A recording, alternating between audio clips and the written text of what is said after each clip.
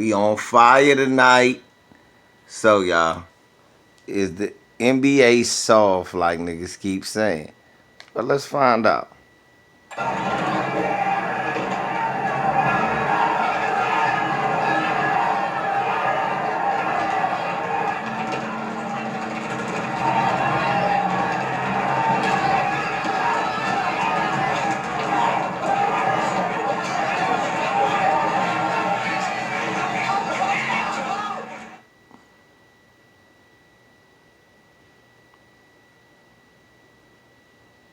Hell no. Let me answer that.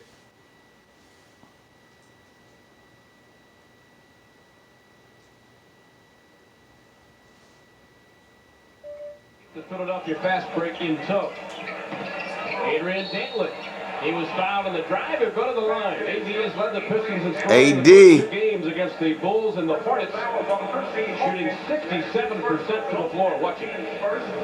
Adrian Dantley. AD gets the ball outside. Look at that vicious foul. Take it to the hole.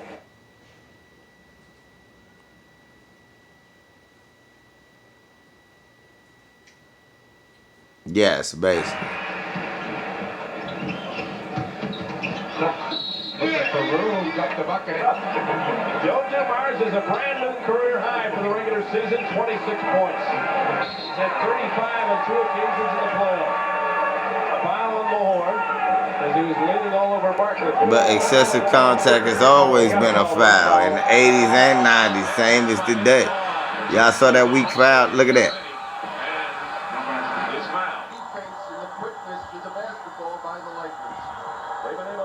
Look at this weak fouls. Larry Bird is on the board for the first time in this game with a basket and a foul. The most significant difference between physicality in the 80s and now is the flagrant foul rule. Before, there was no extra penalty for an excessive foul. But look who started it. The flagrant foul came from who? The late 80s, the Pistons took advantage of the rules to commit rough fouls since they were treated the same as regular fouls. But this didn't mean NBA games were no holds barred arena battles. You couldn't just hit people any way you wanted. I don't know what happened to cause Bill to go up. Egregious contact was a technical. He made two good blocks on the play. Now he just threw an elbow and hit Paxson right in the face trying to block, go through a screen, get called for the foul. Let's see what the call is here. Mike Mathis goes to the scorer's stick. I got the impression he was gone, but let's wait and make doubly sure. Right there, boom, the left elbow right in the face of Paxson as he tried to go through the screen. He hit him right in the chin. He saw that one. So they call another one, and I'll tell you, it wasn't that he threw the elbow on either occasion. He had his elbow up and went and hit him because he's up at that, Paxson is at the elbow level. And I think that's a tough break for the Pistons, and I don't really think, certainly Bill didn't deserve the first one. Troy's physical style was abruptly ended by the NBA when the flagrant foul rule was created for the 1990-91 season after Jordan cried. Detroit was just the Pistons. They could no longer be the bad boys. It's because Look at this. Look at that. That was just a foul. And they give him a 2-shot foul and the ball on the side. They're saying that you fouled him and that could have caused an injury. It is a hard foul. Now just watch this. This was a flagrant, y'all. And the league is soft now. Third flagrant foul, Landers. And he's out there every day with Tex Winter, the assistant coach. And you can see it's paid off. Oh, boy. Dumars telegraphs the pass. Armstrong, he'll be hammered. Good foul, Liberal. Good foul. Excellent foul. No way they're going to let you take it to the basket. But I cannot believe that they are calling. Oh, my goodness. I'm hurting you. Joe Dumars got around the front. He's going right to Garrison saying, I got in front of this guy. Are you watching? They called this a flagrant, y'all. He gets in front. Now the rule is that you get the guy from behind and you deliberately. But the league's soft now.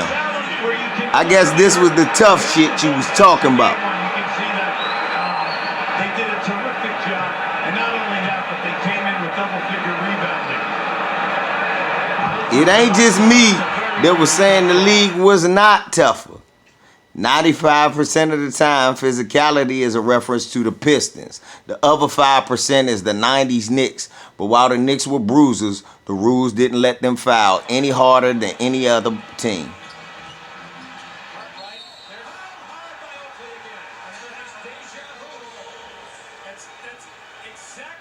And that's a flagrant. Just like today, contact in the head, flagrant. They call it a flagrant.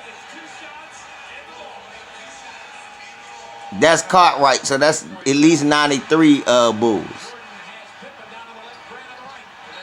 That's Grant, so they got to be 91, 92, 93.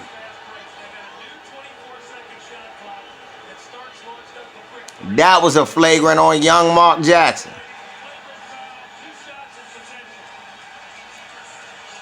Look at this. They call it a flagrant.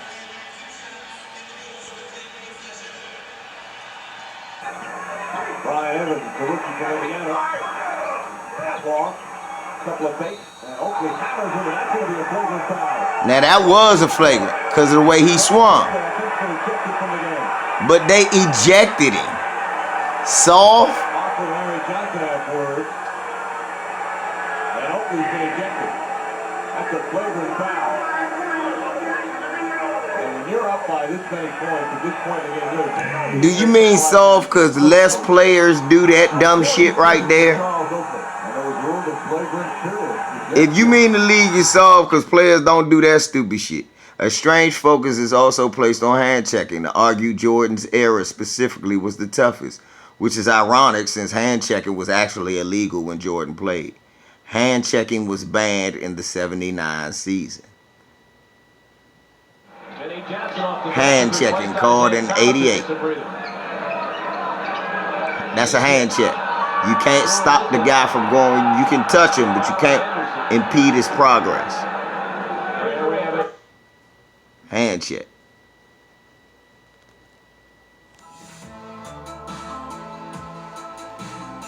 Hand checking can be hard to visually distinguish from normal contact, which always occurs, so it's inconsistently enforced. Sometimes you can get away with it more than others. Like I said, normally it's to use that hand to guide, or the NBA revises and reemphasizes its hand check ban every so often to curtail it, as they did when Jordan played. And if Jordan was touched, it was often called a hand check foul, whether it was actually a hand check or not. Watch this.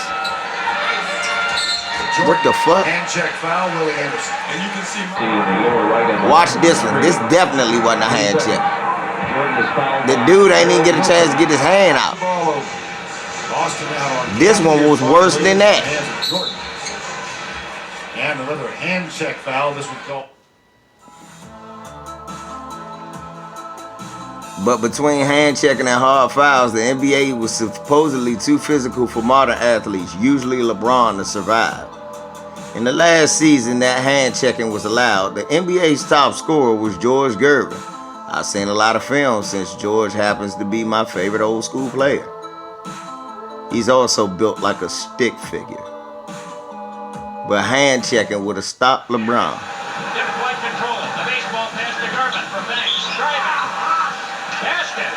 And a foul. The ace man again.